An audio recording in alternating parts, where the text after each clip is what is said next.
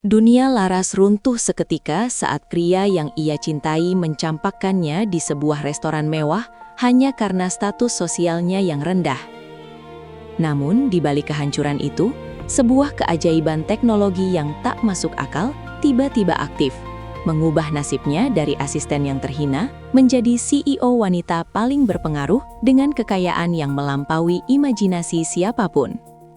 Kini Laras berdiri di puncak kejayaan, didampingi oleh seorang pria konglomerat yang jauh lebih berwibawa, sementara sang mantan hanya bisa menatap dari kejauhan dengan rasa penyesalan yang membakar jiwa. Saksikan bagaimana setiap langkah elegan Laras meruntuhkan kesombongan masa lalunya dan membuktikan bahwa pembalasan terbaik adalah menjadi tak tersentuh. Sebelum lanjut ceritanya, kalian sedang menonton kisah ini dari kota mana saja? Silahkan tulis nama kota kalian di kolom komentar ya, supaya kita bisa saling mengenal lebih dekat. Malam itu, Jakarta diguyur hujan rintik yang seolah ikut merasakan beratnya langgah Laras Atmojo. Di sebuah restoran bergaya kolonial dengan pencahayaan temaram yang seharusnya romantis, Laras duduk dengan gaun sederhana yang ia jahit sendiri, menggenggam sebuah kotak kecil berisi jam tangan hasil tabungannya selama setahun. Ia datang dengan senyum yang tulus untuk merayakan hari jadi mereka yang kelima, namun suasana di meja nomor 12 itu terasa membeku. Di hadapannya, Reno Pradana duduk dengan setelan jas mahal yang tampak asing bagi Laras. Matanya tidak lagi memancarkan kehangatan, melainkan ambisi yang dingin dan jarak yang membentang luas. Tanpa basa-basi, Reno meletakkan kunci mobil mewahnya di atas meja. Suaranya datar saat ia berkata bahwa hubungan mereka tidak lagi memiliki masa depan. Ia menjelaskan dengan nada merendahkan bahwa dunia mereka kini telah berbeda. Reno baru saja dipromosikan menjadi direktur muda, dan ia membutuhkan pendamping yang mampu mengangkat citranya di mata para pemegang saham, bukan seorang asisten kreatif yang sibuk dengan kertas dan pensil. Laras tertegun. Kotak jam tangan di bawah meja ia remas kuat-kuat hingga ujungnya melukai telapak tangannya. Namun ia tidak mengeluarkan suara. Keheningan yang menyakitkan itu pecah saat seorang wanita dengan perhiasan berkilau menghampiri Reno dan merangkul lengannya dengan posesif. Reno pergi begitu saja tanpa menoleh lagi, meninggalkan Laras yang membatu di tengah keramaian restoran yang mulai terasa menyesakan. Laras berjalan keluar dengan langkah gontai, membiarkan rintik hujan membasahi wajahnya untuk menyembunyikan air mata yang akhirnya jatuh. Di sebuah taman kota yang sepi, ia terduduk di bangku kayu yang dingin. Merasa bahwa seluruh kerja keras dan kesetiaannya selama ini tidak ada harganya di mata status sosial. Saat kehampaan itu nyaris menelan kesadarannya, tiba-tiba sebuah cahaya kebiruan yang sangat halus muncul di hadapannya. Ponsel kuno milik Laras di dalam tas bergetar hebat, dan sebuah antarmuka transparan yang elegan melayang di udara, hanya terlihat oleh matanya. Sebuah suara lembut namun berwibawa bergema di benaknya. Sistem kejayaan aktif. Menghitung tingkat rasa sakit hati. Terverifikasi. Selamat datang, Laras Atmojo. Saldo awal 1 miliar rupiah telah dikirim ke rekening Anda sebagai kompensasi awal.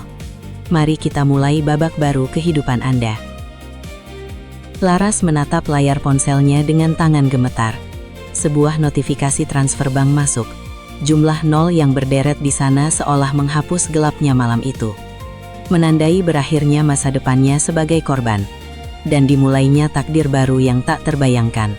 Cahaya dari layar ponsel itu seakan membakar kegelapan yang menyelimuti taman, memaksa Laras untuk mengerjapkan mata berkali-kali, guna memastikan bahwa angka-angka fantastis tersebut bukanlah sekadar halusinasi akibat rasa sedih yang mendalam. Tanpa jeda, antarmuka transparan itu kembali berkedip, menampilkan sebuah misi pertama yang berjudul Citra Keanggunan. Ia diminta untuk menghabiskan sebagian kecil dana tersebut demi merombak penampilannya dalam waktu kurang dari 12 jam. Laras menarik napas panjang, mencoba menstabilkan detak jantungnya yang berpacu antara ketakutan dan harapan baru. sebelum akhirnya bangkit berdiri dengan punggung yang sedikit lebih tegak dari sebelumnya. Keesokan paginya, Laras melangkah masuk ke sebuah butik eksklusif di pusat kota yang biasanya hanya berani ia pandang dari balik kaca jendela. Para pramuniaga awalnya memandang sebelah mata pada pakaiannya yang agak lembab akibat sisa hujan semalam. Namun sikap mereka berubah seketika menjadi penuh hormat saat Laras meletakkan kartu hitam mengilap yang dikirimkan oleh kurir sistem tepat saat fajar menyingsing. Ia memilih setelan kerja berwarna ivory yang membalut tubuhnya dengan sempurna, memberikan kesan berwibawa sekaligus misterius yang belum pernah ia miliki sebelumnya. Transformasi fisik itu seolah memicu perubahan dalam batinnya. Rasa hampa yang ditinggalkan oleh Reno kini mulai terisi oleh tekad baja untuk membuktikan bahwa harga dirinya tidak bisa dibeli dengan pengkhianatan. Namun di tengah proses perubahan itu, ia merasakan sebuah tatapan tajam yang mengawasi dari balik rak pakaian pria di sisi lain butik tersebut. Arka Dewantara, seorang pria dengan aura kepemimpinan yang begitu dominan, sedang mengamati cara Laras memilih kain dengan ketelitian seorang profesional, bukan sekedar orang kaya baru yang lapar akan kemewahan. Laras menyadari kehadiran pria itu, namun ia memilih untuk tetap tenang dan mempertahankan ekspresi datarnya, sebuah kemampuan kendali emosi yang tiba-tiba terasa sangat natural baginya. Saat ia melangkah keluar dari butik, sistem kembali bergetar dan memberikan notifikasi bahwa misi pertama telah selesai dengan predikat sempurna, memberikan poin kecerdasan tambahan yang langsung membuat pikirannya terasa lebih tajam dan jernih. Laras menatap pantulan dirinya di cermin besar lobi gedung. Ia tidak lagi melihat wanita yang memohon cinta, melainkan seorang pemenang yang siap mengguncang dunia bisnis. Ia tahu bahwa langkah selanjutnya bukan sekedar soal uang, melainkan tentang membangun kerajaan yang akan membuat siapapun yang pernah meremehkannya merasa sangat kecil di bawah bayang-bayangnya. Bayangan wanita tangguh yang terpantul di kaca lobi itu menjadi saksi bisu berakhirnya masa lalu Laras yang penuh keraguan. Saat ia kini melangkah menuju sebuah gedung perkantoran mewah untuk menuntaskan misi berikutnya dari sistem. Misi kali ini berjudul Langkah Pertama Sang Penguasa, yang mengharuskannya mencari lokasi strategis untuk membangun fondasi bisnis pribadinya. Di dalam lift yang berdinding cermin, Laras mengeluarkan ponselnya, mengamati sebuah peta digital yang menunjukkan sebuah unit kantor kosong di lantai teratas, tepat di jantung distrik finansial Jakarta. Tanpa ragu, ia menekan tombol lantai paling atas, merasakan tekanan udara yang berubah seiring dengan ketinggian yang ia capai, sejalan dengan ambisinya yang kini melambung tinggi. Sesampainya di lantai tujuan, ia disambut oleh keheningan yang elegan dan pemandangan cakrawala kota yang membentang luas di balik jendela kaca setinggi langit-langit. Namun, ia tidak sendirian di sana. Di sudut ruangan yang luas itu, berdiri seorang pria yang tampak sedang mempelajari denah bangunan dengan sangat serius. Pria itu adalah Arka Dewantara, sosok yang sempat mengamatinya di butik tadi, yang ternyata merupakan pemilik dari gedung tersebut. Arka berbalik. Matanya yang tajam menatap Laras dengan rasa ingin tahu yang besar, seolah sedang membaca strategi yang tersembunyi di balik penampilan baru wanita di hadapannya. Pertemuan kedua ini terasa lebih bermakna karena suasana yang begitu formal dan profesional. Arka menyapa dengan suara bariton yang tenang, menawarkan kerjasama penyewaan tempat yang biasanya hanya diberikan kepada perusahaan-perusahaan besar yang sudah memiliki reputasi global. Laras merespons dengan kecerdasan yang tajam, menjelaskan visi bisnis kreatifnya yang akan menggabungkan teknologi kecerdasan buatan dengan narasi visual yang mendalam. Kemampuan bicaranya yang kini sangat terstruktur membuat Arka sedikit terkesima.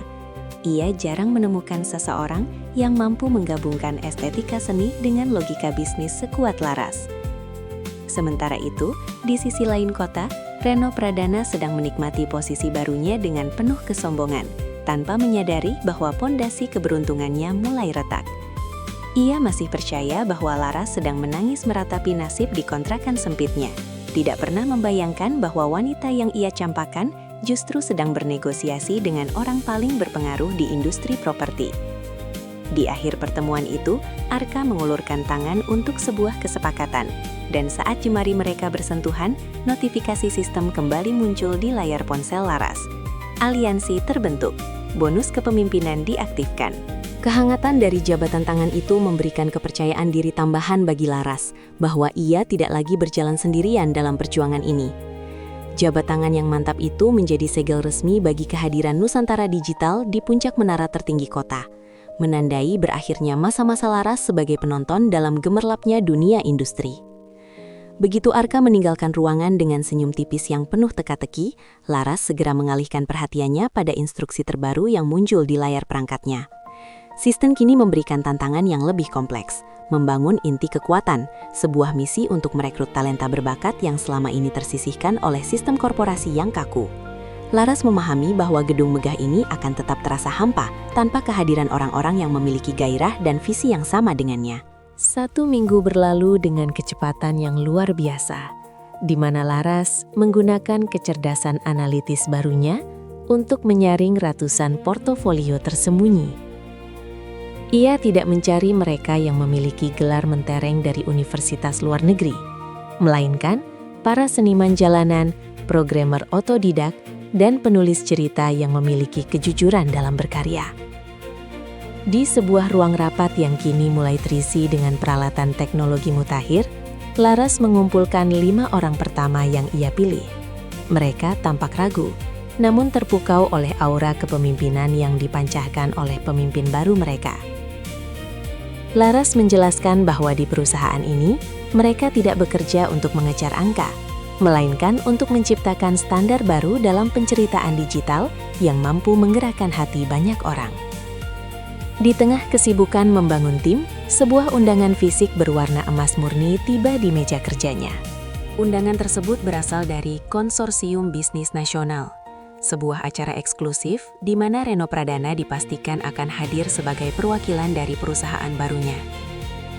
Laras menatap kartu itu dengan tatapan dingin. Ia tahu ini adalah saat yang tepat untuk menunjukkan wujud barunya di hadapan publik. Namun, bukan sebagai mantan yang terluka, melainkan sebagai pesaing yang patut diperhitungkan. Sistem tiba-tiba memberikan peringatan. Misi khusus, penampilan publik perdana. Hadapi masa lalu dengan martadat tanpa kata-kata sia-sia. Persiapan menuju malam gala tersebut dilakukan dengan sangat teliti. Bukan hanya soal pakaian, tetapi juga pengumpulan data mengenai kelemahan finansial perusahaan tempat Reno bernaung. Laras menemukan bahwa perusahaan tersebut sedang mengalami kebocoran anggaran akibat manajemen yang buruk. Informasi yang sangat berharga untuk langkah catur berikutnya. Ketika hari yang ditentukan tiba, Laras melangkah menuju mobil sedan mewah yang telah disiapkan oleh Arka sebagai bagian dari dukungan logistik mereka. Di balik kemudi, ia menarik napas dalam, memantapkan hati bahwa malam ini adalah awal dari keruntuhan kesombongan yang pernah menghancurkan perasaannya. Sekaligus, pembuktian bahwa kesuksesan adalah pembalasan yang paling elegan. Langkah kaki Laras yang berbalut sepatu hak tinggi berwarna perak itu bergema di atas lantai marmer lobi Hotel Bintang 5, menciptakan irama yang penuh keyakinan saat ia memasuki ruang pesta yang megah. Aroma bunga lili dan musik klasik menyambut kehadirannya. Namun yang paling terasa adalah bagaimana pandangan orang-orang di ruangan itu perlahan beralih ke arahnya, seolah-olah magnet gravitasi baru saja berpindah posisi. Di sudut ruangan, Reno sedang tertawa sombong sambil memegang segelas minuman, mencoba memukau beberapa investor dengan cerita tentang kesuksesannya yang sebenarnya rapuh. Namun, tawa itu mendadak tercekat di tenggorokan saat ia melihat sosok wanita yang sangat ia kenali, namun kini tampak begitu asing dengan pancaran otoritas yang mempesona. Reno mencoba mendekat dengan senyum meremehkan yang dipaksakan, mengira bahwa Laras hanyalah tamu yang menyelinap masuk atau mungkin pendamping seseorang yang kaya. Ia tidak menyadari bahwa di saku gaun Laras, sebuah perangkat pintar terus memberikan pembaruan data real-time mengenai penurunan nilai saham perusahaan Reno yang terjadi tepat di menit tersebut. Saat mereka berhadapan, Reno mulai mengeluarkan kata-kata sindiran tentang bagaimana keajaiban bisa mengubah penampilan seseorang. Namun Laras hanya menanggapi dengan senyuman tipis yang syarat akan makna.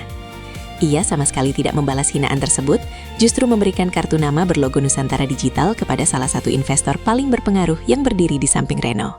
Ketegangan di udara semakin meningkat ketika Arka Dewantara tiba-tiba muncul dari balik kerumunan, langsung berdiri di sisi Laras dengan sikap protektif yang halus namun tegas. Arka menyapa Laras dengan panggilan partner, sebuah sebutan yang membuat wajah Reno memucat seketika, karena ia tahu siapa Arka di dunia bisnis tanah air. Kehadiran Arka bukan hanya sebagai pendukung moral, melainkan sebagai penegas bahwa posisi Laras kini berada di kasta yang jauh melampaui Reno. Laras menggunakan momen ini untuk meluncurkan sebuah pernyataan cerdas tentang masa depan industri kreatif yang membuat para hadirin terpukau, meninggalkan Reno yang kini tampak canggung dan terabaikan di tengah lingkaran diskusi tersebut. Malam itu ditutup dengan sebuah kejutan besar ketika pembawa acara mengumumkan bahwa Nusantara Digital baru saja secara resmi mengambil alih proyek strategis yang sebelumnya gagal ditangani oleh perusahaan Reno. Notifikasi sistem di ponsel Laras bergetar dengan pola unik. Misi selesai, dominasi terlaksana. Penghargaan, akses ke data rahasia rival. Sambil melangkah keluar menuju kendaraan yang menunggunya, Laras merasakan kepuasan yang tenang. Bukan karena rasa benci yang terbalaskan, melainkan karena ia menyadari bahwa dunia kini melihatnya sebagai entitas yang utuh. Ia telah berhasil mengubah luka menjadi tenaga penggerak. Dan bagi Reno, penyesalan itu baru saja dimulai saat ia melihat lampu belakang mobil Laras menghilang di balik gerbang hotel yang eksklusif. Lampu belakang mobil yang menghilang di kegelapan malam itu seakan membawa pergi sisa-sisa keterikatan emosional Laras terhadap masa lalunya, menyisakan Reno yang mematung di lobi hotel dengan segudang pertanyaan yang tak terjawab. Esok paginya, Laras tidak membuang waktu untuk bersantai. Ia sudah berada di meja kerjanya yang baru, menelaah data rahasia yang diberikan oleh sistem sebagai hadiah atas keberhasilannya di malam gala. Informasi tersebut mengungkap bahwa perusahaan Reno sebenarnya sedang berada di ujung tanduk, karena keterlibatan dalam investasi bodong yang disembunyikan dari publik. Laras menyadari bahwa kekuatan yang ia miliki sekarang bukan hanya tentang uang, melainkan tentang kendali atas informasi yang bisa menentukan nasib banyak orang. Di tengah keheningan ruang kerjanya, pintu diketuk dengan sopan, dan Arka melangkah masuk membawa sebuah buket bunga melati putih yang aromanya langsung menenangkan ruangan. Arka tidak datang untuk membicarakan bisnis, melainkan untuk memastikan bahwa kondisi batin Laras tetap stabil setelah konfrontasi semalam. Pria itu melihat sisi lain dari Laras, bukan sebagai CEO yang dingin, melainkan seorang wanita yang sedang memikul beban transformasi yang sangat cepat. Percakapan mereka mengalir lebih dalam, membahas tentang filosofi kejujuran dalam membangun sebuah legasi, yang membuat Laras merasa bahwa kehadirannya di dunia elit ini bukan sekedar karena intervensi teknologi, tetapi karena ia memang memiliki kapasitas untuk berada di sana. Namun ketenangan itu terusik ketika sistem memberikan notifikasi darurat yang berkedip merah di layarnya. Peringatan konsekuensi. Keberhasilan Anda memicu reaksi berantai dari pihak ketiga. Rupanya kegagalan Reno telah memancing kemarahan pemegang saham raksasa yang memiliki koneksi gelap di pemerintahan. Pihak tersebut mulai meluncurkan kampanye hitam untuk menjatuhkan kredibilitas Nusantara Digital dengan menyebarkan berita palsu tentang asal-usul modal Laras. Laras tidak panik. Ia justru melihat ini sebagai ujian nyata bagi tim yang baru ia bentuk untuk menunjukkan loyalitas dan kreativitas mereka dalam menghadapi krisis komunikasi. Episode ini ditutup dengan pemandangan Laras yang berdiri di depan jendela besar kantornya, menatap hiruk-pikuk kota Jakarta yang kini terasa seperti papan catur raksasa di bawah kendalinya. Ia memutuskan untuk tidak menggunakan cara-cara instan dari sistem guna membungkam lawan, melainkan memilih jalur hukum dan transparansi publik yang lebih beresiko namun terhormat. Di kejauhan, ia melihat layar iklan besar di gedung seberang menampilkan wajah Reno yang tampak kuyuh dalam sebuah wawancara klarifikasi yang gagal total. Laras tersenyum tipis, menyadari bahwa roda nasib sedang berputar dengan sangat cepat dan ia harus memastikan bahwa dirinya tidak hanya menjadi pemenang, tetapi juga menjadi teladan bagi mereka yang pernah merasa terabaikan. Tatapan tajam Laras pada layar iklan di gedung seberang itu perlahan beralih ke meja kerjanya saat ia menyadari bahwa memenangkan pertempuran opini memerlukan lebih dari sekadar kebenaran faktual. Sistem di ponselnya tiba-tiba berdenting, menampilkan misi baru berjudul Jaring Kebenaran, yang menginstruksikannya untuk mengumpulkan bukti fisik mengenai keterlibatan pihak ketiga dalam kampanye hitam tersebut. Laras segera memanggil tim kreatifnya, memberikan arahan untuk memproduksi konten dokumenter singkat yang menceritakan perjalanan transparan Nusantara Digital sejak hari pertama. Ia ingin masyarakat melihat bahwa kekuatan perusahaannya bukan berasal dari bayang-bayang, melainkan dari dedikasi talenta-talenta yang selama ini tidak diberi panggung oleh sistem lama yang korup.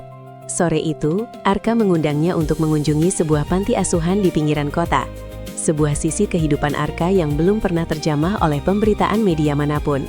Di sana, Laras melihat Arka yang biasanya kaku dan berwibawa berubah menjadi sosok yang sangat hangat saat bercengkrama dengan anak-anak.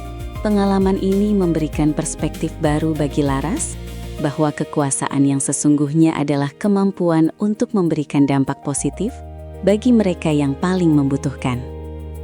Di tengah tawa anak-anak, Arka membisikkan sebuah nasihat bahwa musuh akan selalu menyerang bagian yang paling bercahaya. Dan satu-satunya cara untuk tetap berdiri adalah dengan memastikan akar moralitasnya tetap tertanam kuat di bumi. Namun kedamaian sejenak itu kembali diuji ketika seorang kurir misterius mengirimkan sebuah dokumen fisik ke alamat pribadi Laras, bukan ke kantor. Dokumen tersebut berisi rincian tentang masa lalu keluarga Arka yang ternyata memiliki keterkaitan bisnis dengan keluarga Reno di masa lalu. Sebuah rahasia yang sengaja dikirim oleh lawan untuk menggoyahkan kepercayaan Laras pada Arka. Laras merasakan dadanya berdenyut kencang. Ia mulai bertanya-tanya apakah pertemuan-pertemuannya dengan Arka selama ini adalah bagian dari rencana yang lebih besar atau murni ketidaksengajaan. Logikanya yang tajam mulai bekerja, membedah setiap inci informasi tersebut sambil menahan gejolak emosi yang mulai merayap naik. Episode ini berakhir di sebuah taman yang sunyi di bawah siraman cahaya bulan, di mana Laras berdiri mematung memegang dokumen tersebut, sementara ponselnya terus bergetar memberikan peringatan. Kesetiaan terancam. Pilihan Anda akan menentukan aliansi masa depan. Ia menoleh ke arah ponselnya, lalu ke arah Arka, yang sedang melambaikan tangan dari kejauhan, dengan senyum tulus yang kini tampak penuh misteri. Di persimpangan antara kecurigaan dan rasa yang mulai tumbuh, Laras menyadari bahwa rintangan terbesar dalam perjalanannya menuju puncak bukanlah kemiskinan atau musuh yang nyata, melainkan ketidakpastian dalam menentukan siapa yang benar-benar bisa ia percayai di dunia yang penuh dengan topeng ini. Lembaran kertas di tangannya terasa sedingin es saat Laras berusaha menyelaraskan senyum tulus Arka di kejauhan dengan barisan angka dan nama perusahaan yang tertera dalam dokumen misterius itu. Ia tidak langsung menghampiri Arka. Alih-alih, ia menarik napas dalam-dalam, membiarkan udara malam yang sejuk menenangkan badai kecurigaan yang mulai berkecamuk di benaknya. Sistem di sakunya seolah merasakan gejolak batin tersebut, mengirimkan getaran halus yang memunculkan sebuah antarmuka analisis kebenaran. Laras menyadari bahwa dalam dunia kelas atas, sebuah dokumen bisa dipalsukan sehalus sutra. Namun jejak emosi dan konsistensi tindakan seseorang adalah data yang jauh lebih sulit untuk dimanipulasi. Ketika ia akhirnya melangkah mendekati Arka, Laras memutuskan untuk tidak langsung mengonfrontasi pria itu, melainkan mengamati setiap gerak-geriknya dengan ketelitian yang lebih tajam. Arka yang menyadari perubahan aura Laras, tetap bersikap tenang dan justru menawarkan sebuah kerjasama proyek sosial yang melibatkan pemberdayaan pengusaha perempuan di desa terpencil. Sikap Arka yang tidak defensif sedikit mengikis keraguan Laras, namun ia tetap menyimpan dokumen itu sebagai pengingat bahwa di balik kemewahan, selalu ada benang merah yang menghubungkan semua pemain utama. Laras mulai memahami bahwa untuk menghancurkan musuh yang sebenarnya, ia tidak boleh hanya mengandalkan bantuan sistem, melainkan harus memiliki naluri yang lebih tajam dari algoritma manapun. Di tempat lain, Reno mulai merasa terdesak karena dukungan dari para sekutunya perlahan memudar, seiring dengan meningkatnya popularitas Nusantara Digital yang semakin transparan. Ia mencoba menghubungi Laras berkali-kali, mengirimkan pesan-pesan penuh permohonan yang kini hanya dibaca oleh Laras dengan perasaan hambar. Ketakutan Reno mencapai puncaknya ketika ia menyadari bahwa pihak ketiga yang selama ini menyokongnya mulai berbalik arah dan mengincar posisinya sebagai tumbal atas kegagalan proyek mereka. Reno kini terjebak di antara rasa malu terhadap masa lalu dan ketakutan akan masa depan yang gelap. Sebuah hukuman batin yang jauh lebih berat daripada sekadar kehilangan materi. Episode ini ditutup dengan Laras yang kembali ke kantornya saat fajar mulai menyingsing, menyalakan komputer utamanya untuk mulai memverifikasi data dalam dokumen tersebut secara mandiri. Ia tidak lagi meminta jawaban instan dari sistem, melainkan menggunakan logika dan koneksi yang ia bangun sendiri untuk mencari kebenaran. Di layar monitor, sebuah folder bernama Rahasia Dewantara perlahan terbuka, menampilkan foto-foto lama yang menunjukkan Arka muda sedang berdiri di samping mendiang ayah Reno. Mata Laras menyipit, menyadari bahwa permainan ini jauh lebih personal dan rumit daripada yang ia duga. Dan ia harus segera menentukan apakah Arka adalah pelindungnya ataukah arsitek di balik penderitaannya selama ini. Sorot cahaya monitor yang memantulkan foto masa lalu itu seakan membekukan aliran darah di jemari Laras saat ia menyadari bahwa jalinan takdir antara dirinya, Arka, dan Reno telah dimulai jauh sebelum pengkhianatan di restoran malam itu terjadi. Folder tersebut mengungkap bahwa Arka pernah menjadi mentor bagi ayah Reno. Namun sebuah perselisihan prinsip mengenai etika bisnis membuat Arka menarik seluruh dukungannya, yang kemudian menjadi pemicu awal kemunduran finansial keluarga Pradana. Laras terdiam, mencoba mencerna apakah kebaikan Arka selama ini adalah bentuk penebusan dosa masa lalu, ataukah sebuah strategi jangka panjang untuk memastikan keluarga Pradana tetap berada di bawah kendalinya melalui dirinya. Sistem di ponselnya tiba-tiba memberikan notifikasi dengan nada yang lebih serius. Misi level 10, kebijaksanaan emosional. Kebenaran seringkali memiliki banyak wajah. Temukan wajah yang paling jujur. Pagi harinya, Laras memutuskan untuk menemui Arka tanpa janji temu. Langsung menuju kantor pusat Dewantara Group dengan keberanian yang telah terasa. Ia masuk ke ruangan Arka, meletakkan dokumen misterius itu di atas meja kayu ek yang megah, dan menuntut penjelasan tanpa sedikit pun keraguan di matanya. Arka menatap dokumen itu, lalu beralih menatap Laras dengan ketenangan yang tidak berubah, seolah ia sudah lama menantikan momen konfrontasi ini. Dengan suara yang rendah namun penuh keyakinan, Arka menjelaskan bahwa ia memang mengenal ayah Reno. Namun keputusannya untuk membantu Laras adalah karena ia melihat potensi murni yang tidak dimiliki oleh keluarga Pradana. Sebuah integritas yang tidak bisa dibeli dengan modal sebesar apapun. Penjelasan Arka membawa Laras pada sebuah titik balik, di mana logika dan hatinya mulai beradu argumen dengan sangat hebat. Ia ingin mempercayai pria yang selalu ada di setiap krisisnya. Namun sistem terus memunculkan grafik kemungkinan pengkhianatan yang berfluktuasi. Di tengah ketegangan itu, sebuah panggilan masuk dari bagian resepsionis mengabarkan bahwa Reno sedang berada di lobi, menuntut untuk bertemu Laras dalam kondisi emosional yang tidak stabil. Reno yang kini kehilangan segalanya tampaknya mulai menyadari hubungan antara mantan kekasihnya dengan musuh bebuyutan ayahnya. Dan ia datang dengan membawa ancaman untuk mengungkap skandal masa lalu ke publik demi menjatuhkan reputasi mereka berdua. Episode ini memuncak ketika Laras berdiri di antara dua pria yang memiliki peran besar dalam hidupnya. Arka yang melambangkan masa depan yang cerah namun penuh rahasia, dan Reno yang mewakili masa lalu yang pahit namun kini terlihat sangat rapuh.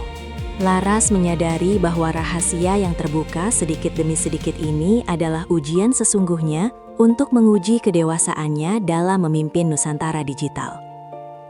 Ia mengambil ponselnya bukan untuk meminta bantuan saldo atau data dari sistem, melainkan untuk merekam seluruh pernyataan Reno sebagai langkah antisipasi hukum.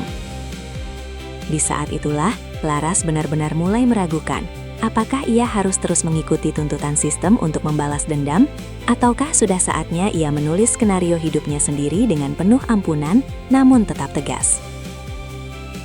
Rekaman suara yang berputar di layar ponsel itu menjadi senjata pamungkas Laras saat ia menatap Reno dengan tatapan yang tidak lagi mengandung kebencian, melainkan rasa kasihan yang mendalam. Di lobi Dewantara Group yang megah, Reno tampak seperti bayangan dari dirinya yang dulu.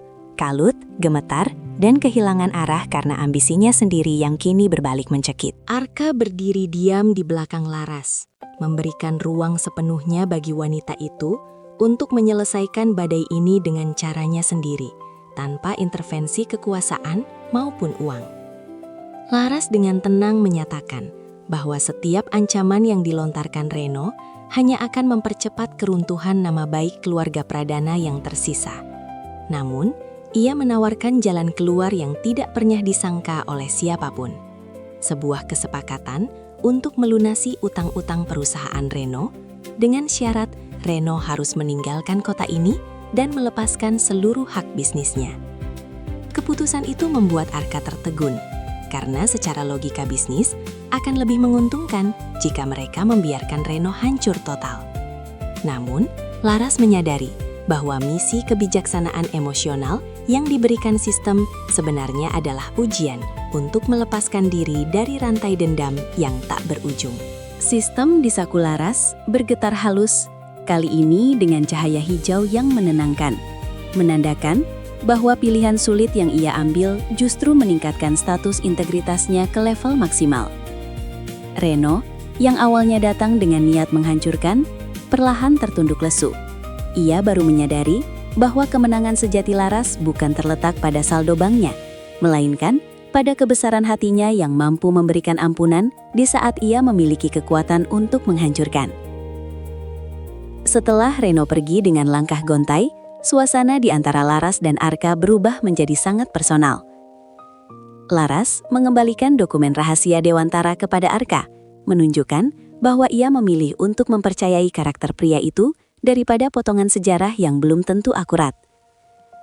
Arka, yang biasanya sangat tertutup, akhirnya membuka sebuah bab baru tentang ayahnya, yang ternyata pernah berpesan untuk menjaga siapapun yang memiliki semangat seperti Laras. Kepercayaan yang mulai pulih ini menjadi fondasi baru bagi hubungan mereka, yang kini tidak lagi hanya sekadar mitra bisnis, melainkan dua jiwa yang saling memahami luka masing-masing di tengah kerasnya persaingan dunia elit.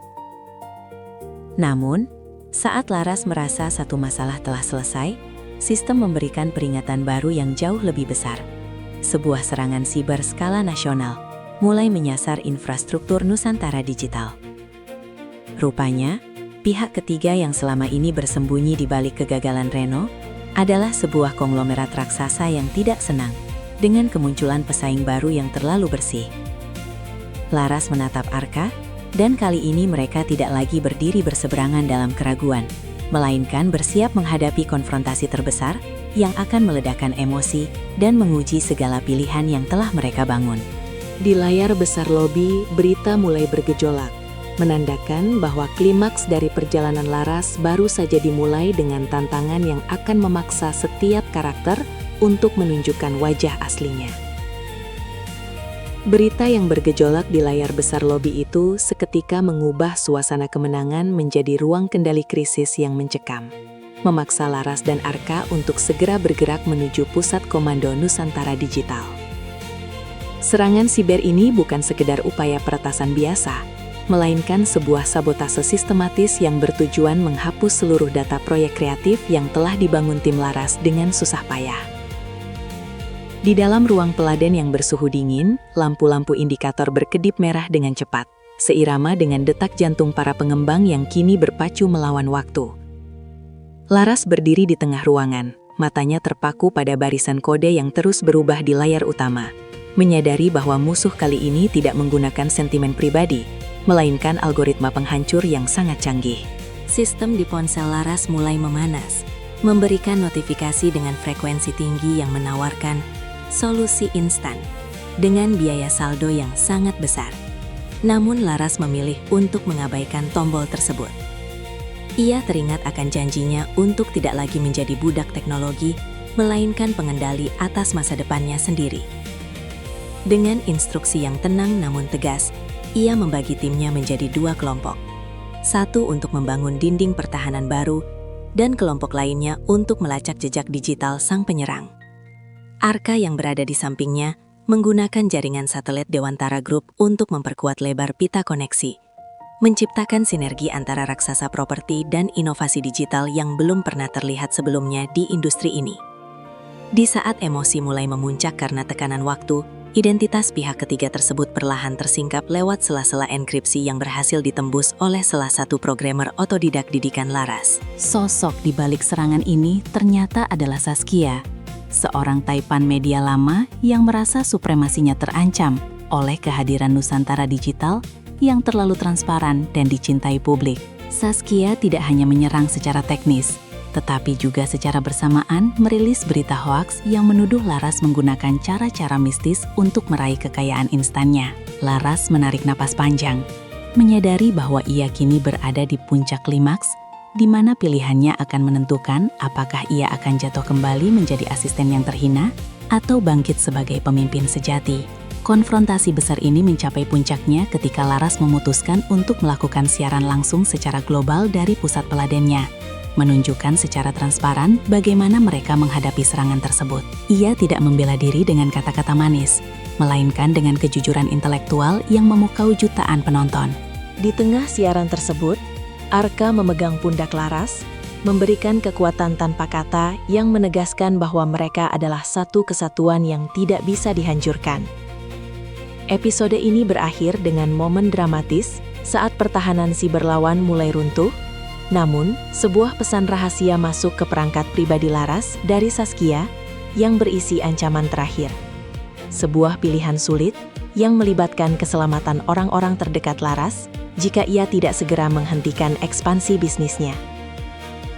Pesan rahasia yang muncul di layar perangkat pribadi Laras itu seakan menjadi duri di tengah sorak-sorai kemenangan teknis timnya, memaksa senyum di wajahnya memudar seketika. Saskia bukan sekedar menggertak.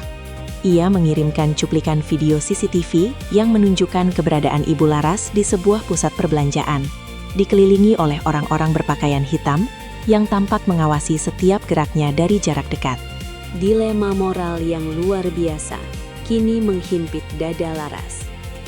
Di satu sisi, ia memiliki kesempatan untuk menghancurkan kekaisaran media Saskia secara total. Namun, di sisi lain, nyawa orang yang paling ia sayangi berada dalam pertaruhan yang sangat nyata. Arka, yang menyadari perubahan drastis pada raut wajah Laras, segera menariknya ke ruang kedap suara guna mencari jalan keluar tanpa melibatkan emosi yang melegak-ledak.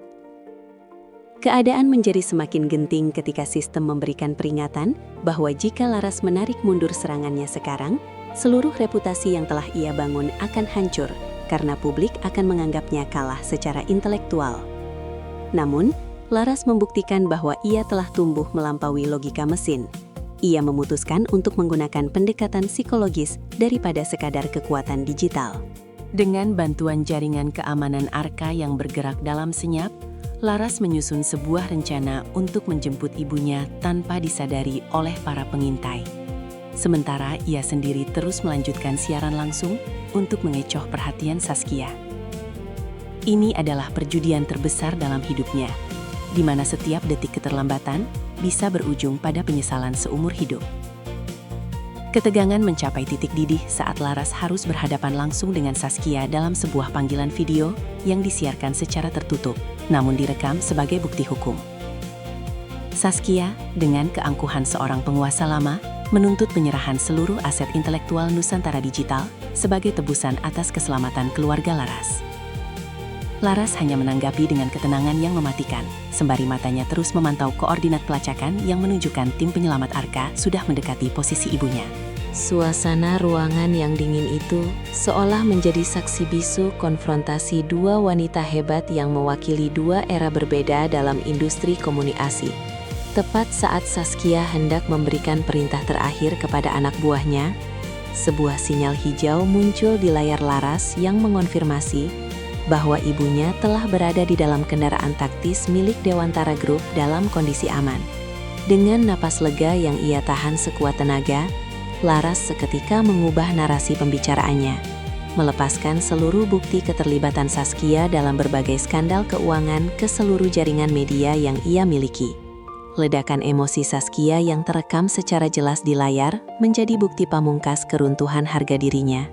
Episode ini ditutup dengan pemandangan Laras yang lemas di pelukan Arka. Sementara di luar sana, dunia maya sedang merayakan kejatuhan sang raksasa media yang selama ini tak tersentuh, menandai berakhirnya ancaman fisik terakhir bagi perjalanan Laras. Pelukan hangat Arka menjadi dermaga ketenangan bagi Laras di tengah badai informasi yang baru saja ia lepaskan. Sebuah momen emosional yang menandai runtuhnya kekuasaan Saskia, sekaligus berakhirnya masa-masa ketakutan yang menghantui keluarganya. Namun, meski ancaman fisik telah sirna, Laras menyadari bahwa memenangkan pertempuran publik hanyalah langkah awal menuju stabilitas yang sesungguhnya di industri yang penuh dengan intrik ini. Di layar monitor, grafik sentimen publik terus melonjak, tetapi Laras tidak ingin terlena oleh pujian instan. Ia segera menginstruksikan timnya untuk melakukan audit total terhadap seluruh infrastruktur digital mereka, guna memastikan tidak ada pintu belakang yang ditinggalkan oleh peretas kiriman lawan. Ia tahu bahwa dalam tahap klimaks ini, setiap celah kecil bisa menjadi bumerang yang menghancurkan integritas Nusantara digital yang baru saja pulih. Pagi harinya, Laras dihadapkan pada sebuah pilihan sulit yang menyangkut masa depan Reno, yang ternyata ikut terseret dalam penyelidikan hukum terhadap konspirasi Saskia. Sebagai mantan kekasih yang pernah dikhianati, Laras memiliki kekuatan penuh untuk membiarkan Reno tenggelam bersama skandal tersebut. Namun hati nuraninya berkata lain setelah melihat surat permohonan maaf yang dikirimkan Reno dari balik jeruji ruang pemeriksaan. Arka yang setia mendampingi memberikan perspektif bahwa keadilan tidak selalu berarti penghancuran total, melainkan memberikan ruang bagi seseorang untuk menebus kesalahan dengan cara yang benar. Laras pun memutuskan untuk memberikan kesaksian yang objektif, membedakan antara kesalahan manajerial Reno dengan kejahatan terencana yang dilakukan oleh Saskia. Sebuah tindakan yang menunjukkan kedewasaan luar biasa bagi seorang pemimpin muda. Di tengah proses hukum yang melelahkan itu, sistem di ponsel Laras mulai menunjukkan perilaku yang aneh. Antarmukanya tidak lagi menawarkan hadiah materi, melainkan mulai memudar seolah tugasnya telah usai. Sebuah pesan terakhir muncul di layar dengan font emas yang elegan. Tujuan akhir tercapai, karakter mandiri terbentuk. Sistem akan memasuki mode hibernasi dalam 24 jam. Laras menatap pesan itu dengan perasaan campur aduk. Ada rasa kehilangan, namun ada pula kelegaan yang luar biasa, karena ia menyadari bahwa kini ia telah memiliki segalanya, bukan karena algoritma, melainkan karena keberaniannya sendiri. Ia menyentuh layar tersebut untuk terakhir kalinya, memberikan penghormatan pada asisten digital yang telah menemaninya dari titik terendah hingga mencapai puncak kejayaan.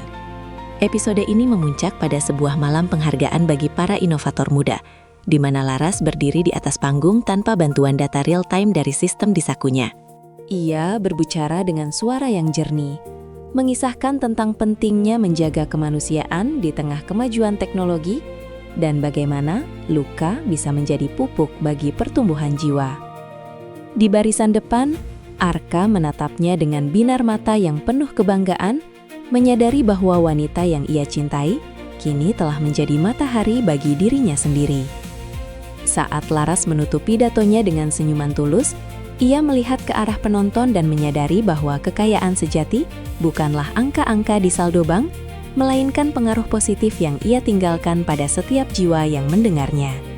Senyum tulus yang Laras bagikan dari atas panggung itu menjadi tanda perpisahan resminya dengan masa lalu yang penuh duka, sekaligus menyambut babak baru di mana ia berdiri sepenuhnya di atas kaki sendiri, tanpa bayang-bayang bantuan sistem.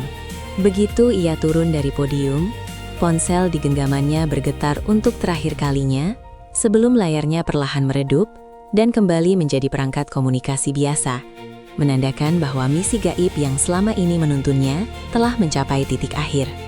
Laras menarik nafas lega, merasakan beban tak kasat mata di bahunya terangkat. Kini setiap rupiah yang ia hasilkan dan setiap keputusan yang ia ambil adalah murni buah dari pemikiran dan kerja kerasnya. Arka segera menghampirinya di balik panggung, memberikan sebuah pelukan singkat yang menyiratkan rasa hormat yang mendalam atas keberanian Laras melepaskan ketergantungan pada keajaiban instan tersebut. Memasuki fase resolusi ini, Laras mulai memfokuskan seluruh energinya untuk memulihkan ekosistem bisnis yang sempat porak-poranda akibat perseteruan dengan Saskia.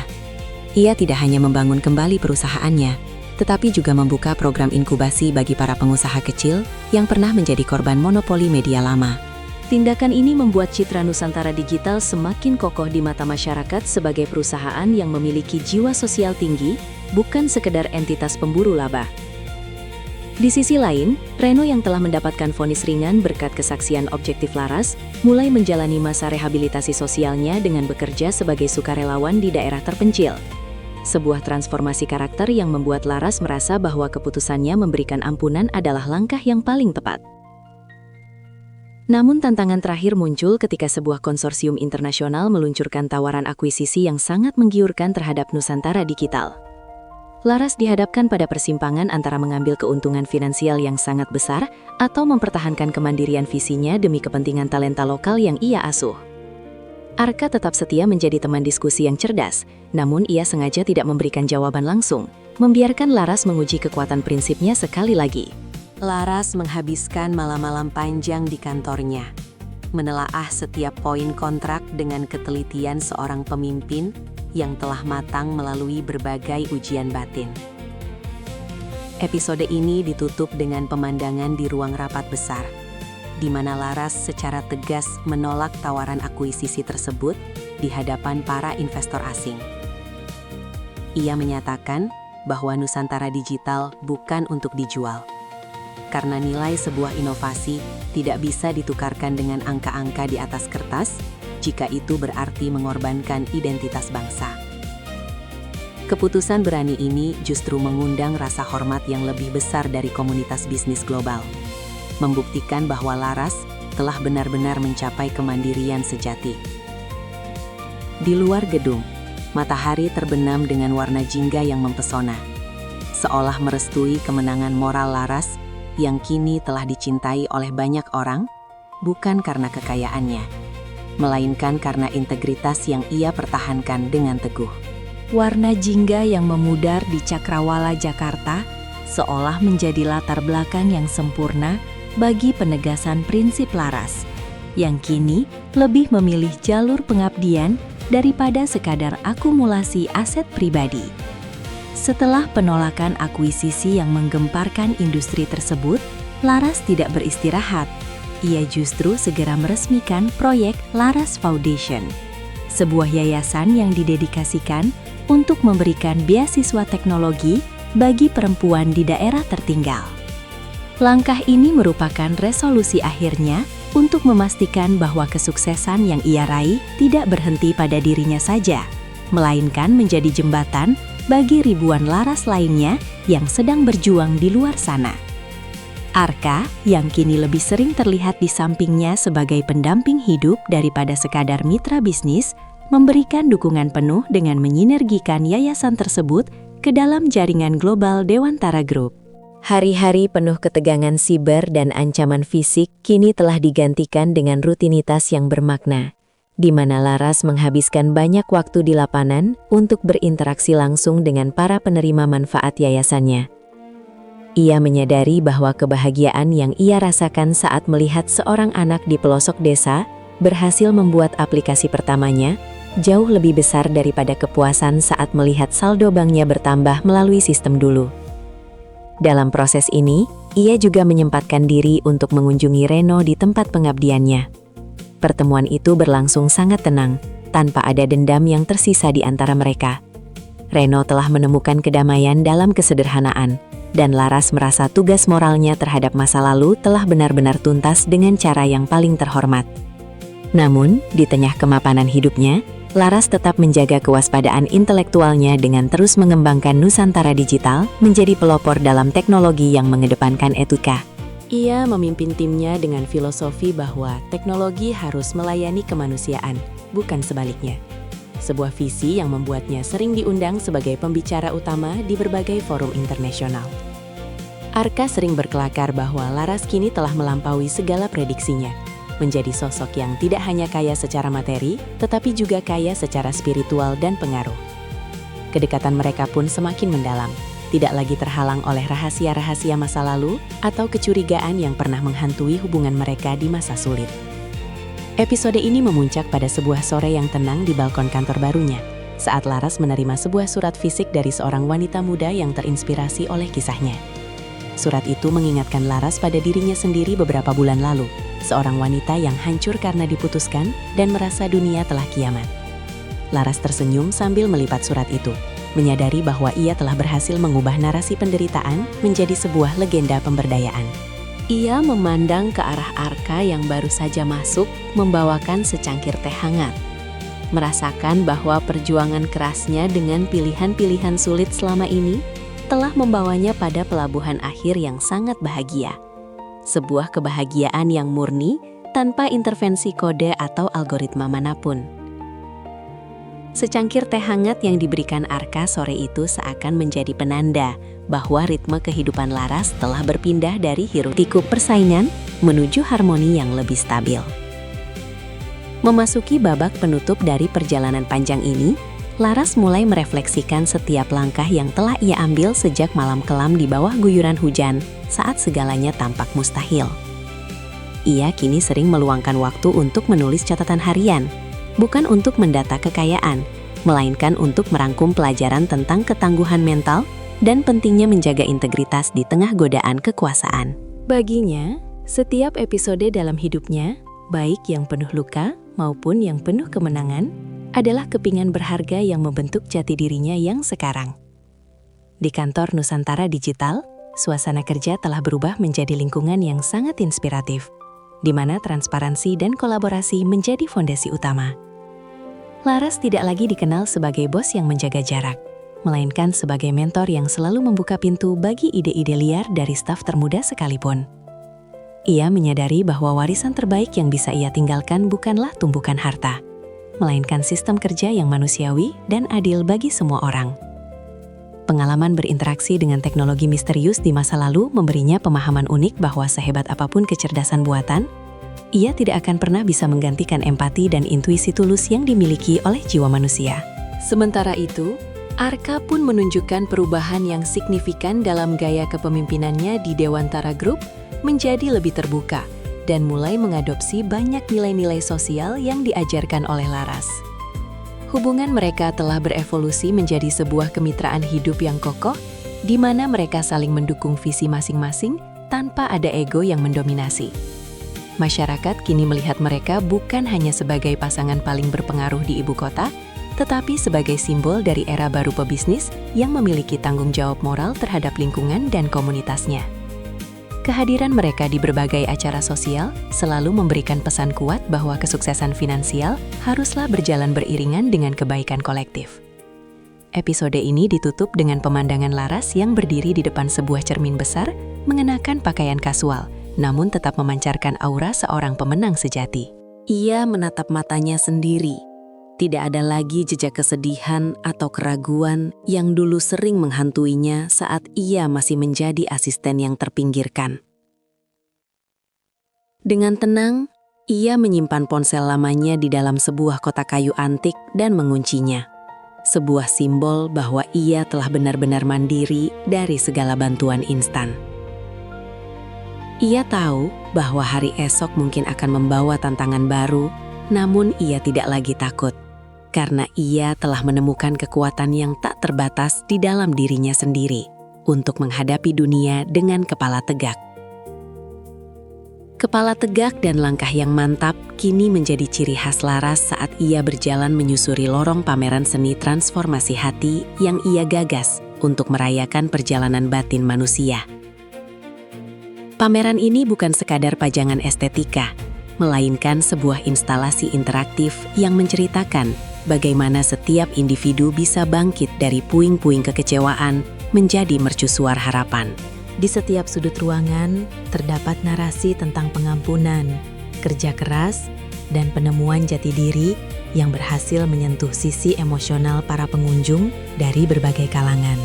Laras ingin menyampaikan pesan kuat bahwa setiap orang memiliki sistem kekuatannya masing-masing di dalam jiwa yang hanya akan aktif ketika seseorang berani jujur pada diri sendiri dan berhenti mencari validasi dari orang lain. Di sela-sela kesibukan pameran tersebut, Lara menyempatkan diri duduk di sebuah bangku taman dalam ruangan yang dikelilingi oleh tanaman hijau yang segar. Ia memperhatikan para pengunjung yang tersenyum dan terinspirasi. Sebuah pemandangan yang memberikan rasa syukur yang jauh melampaui kepuasan materi. Ia menyadari bahwa misi hidupnya yang sebenarnya telah bergeser dari sekadar membuktikan diri kepada mantan kekasih, menjadi sebuah dedikasi untuk memberdayakan sesama. Dunia tidak lagi melihatnya sebagai wanita yang beruntung karena keadaan, melainkan sebagai sosok yang mampu menciptakan keberuntungannya sendiri melalui integritas dan kasih sayang. Arka kemudian muncul dari balik kerumunan, membawa sebuah bingkisan kecil yang ternyata berisi sebuah jurnal kosong bersampul kulit buatan tangan. Pria itu memberikan tatapan yang sangat dalam, mengakui bahwa Laras bukan lagi sekadar partner bisnis atau kekasih, melainkan guru kehidupan yang telah mengubah cara pandangnya terhadap dunia yang kaku. Mereka berdua berdiskusi tentang rencana masa depan untuk memperluas jangkauan yayasan ke tingkat internasional. Sebuah langkah besar yang tidak lagi didorong oleh ambisi kekuasaan, melainkan oleh keinginan untuk meninggalkan jejak kebaikan yang abadi. Kehangatan di antara mereka terasa begitu nyata, sebuah cinta yang tumbuh bukan karena ketergantungan, melainkan karena dua jiwa yang sudah utuh memutuskan untuk berjalan beriringan.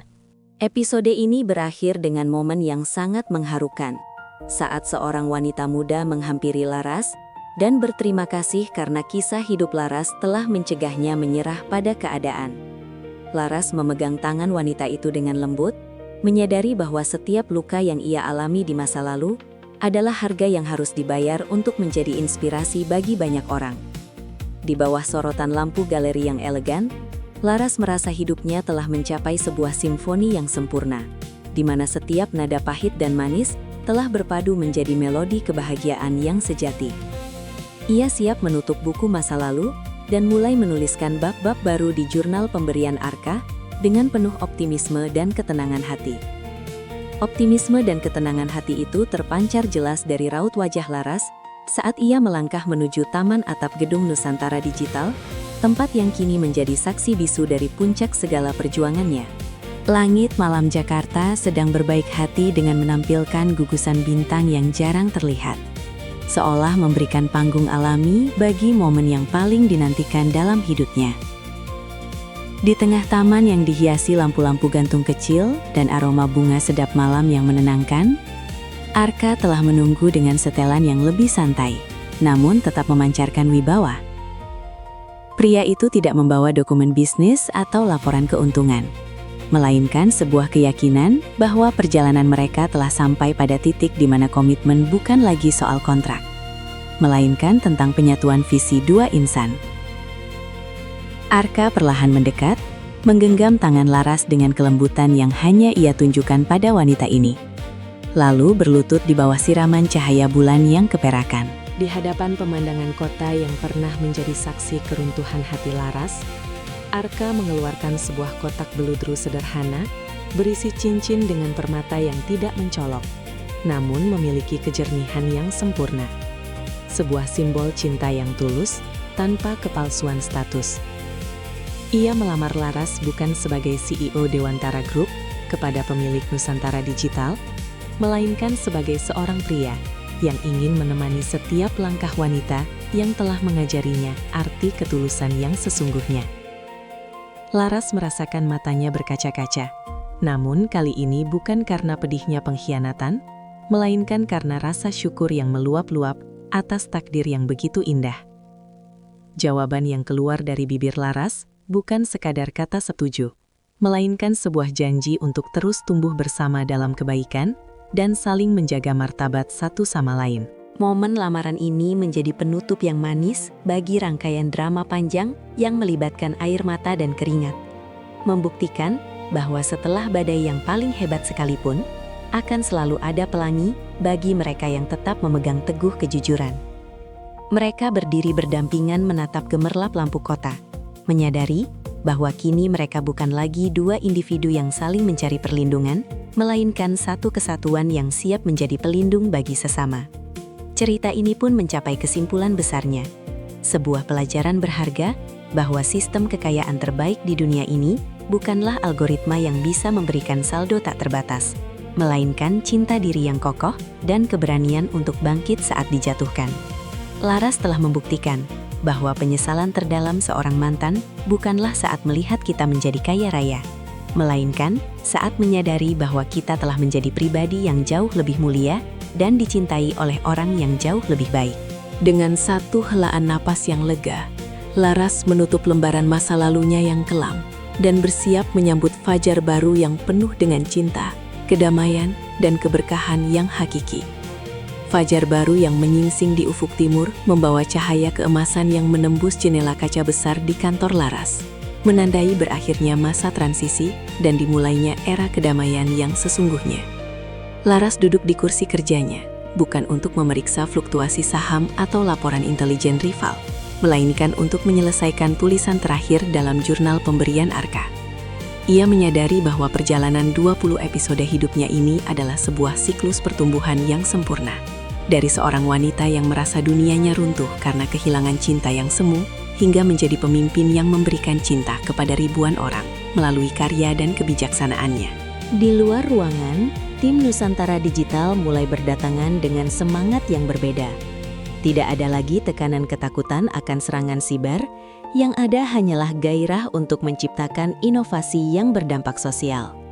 Laras melangkah keluar dari ruangannya, menyapa setiap staf dengan sebutan nama, sebuah gestur sederhana yang menunjukkan bahwa ia tidak pernah melupakan akar kemanusiaannya meski telah berada di puncak kesuksesan. Ia mengumumkan sebuah kebijakan baru, bahwa perusahaan akan mengalokasikan sebagian besar keuntungan tahun ini untuk membangun pusat pelatihan teknologi gratis di setiap provinsi. Sebuah langkah berani yang menjadi pembuktian akhir dari visi sistem kaya yang ia jalankan secara mandiri.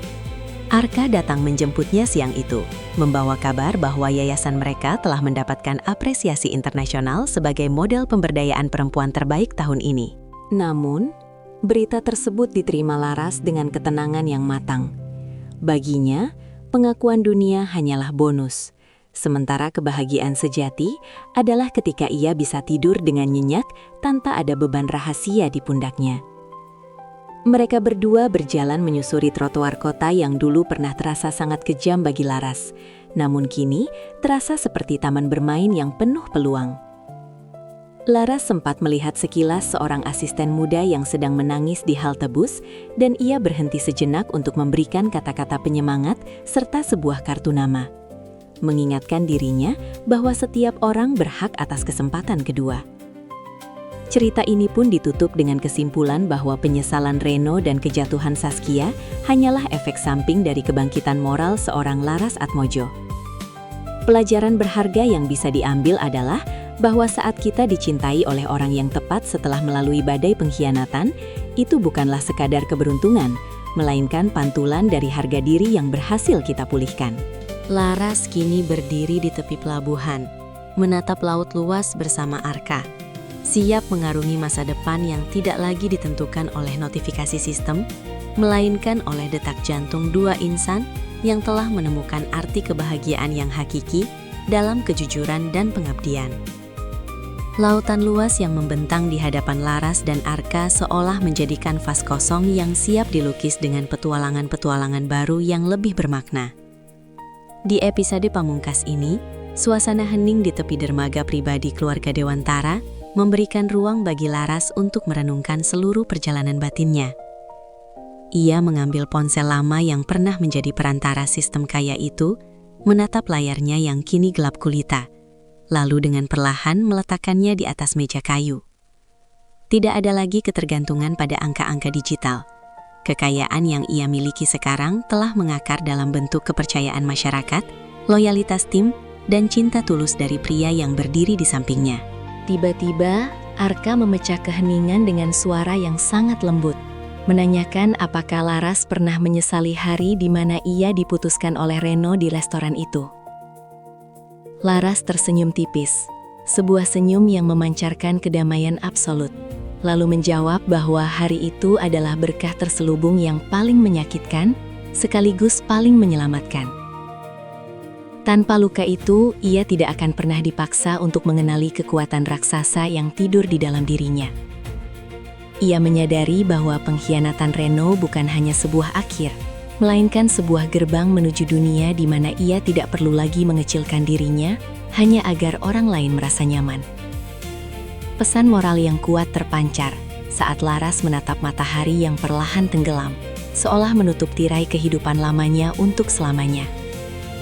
Ia menekankan bahwa sistem keberuntungan yang sesungguhnya ada pada niat yang murni dan ketekunan untuk tetap menjadi orang baik di tengah dunia yang seringkali egois.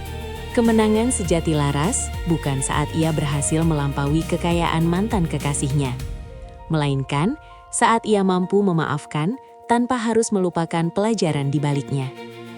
Ia telah membuktikan bahwa kebahagiaan yang dibangun di atas fondasi integritas akan jauh lebih kokoh daripada istana yang dibangun dari dendam atau keajaiban instan. Sebagai penutup yang dramatis, Arka dan Laras melangkah masuk ke dalam kapal kecil mereka, mulai berlayar menuju cakrawala yang tak terbatas. Kamera seolah menjauh, memperlihatkan sosok Laras yang kini telah menjadi mercusuar bagi banyak orang. Seorang wanita yang pernah hancur, namun bangkit menjadi lebih indah melalui retakan-retakannya.